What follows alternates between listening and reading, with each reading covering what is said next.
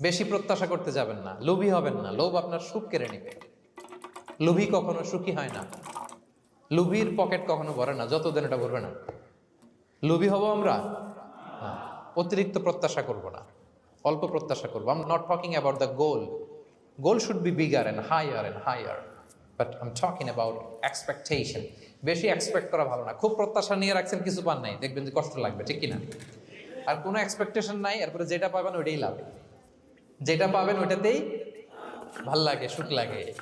এই জন্য এক্সপেকটেশন যেন বড় না হয়। বেশি খাই যেন না করি। হ্যাঁ, কালকে কি খাবো, পরশু, আগামী সপ্তাহে আমার মেয়ের কি হবে, ছেলের কি হবে, ওদের ভবিষ্যৎ, গাড়ি বাড়ি নাই, এই যে অস্থির। এরকম আসলে নাই। আজকের জন্য বাঁচুন, আজকের জন্য বাঁচুন, কারণ আগামীকালের তো জন্মই হয়নি। আগামীকালের জন্ম হয়েছে, এটা কি আজকে না আগামীকাল? তো আজকে হ্যাপি হন, আজকের জন্য বাঁচেন, আজকের জন্য প্ল্যান করেন। আগামীকালের তো জন্মই হয় নাই। কালকে সকালে সানরাইজের পরেই না আগামীকালের জন্ম গ্রহণ হবে, ঠিক কিনা বলেন?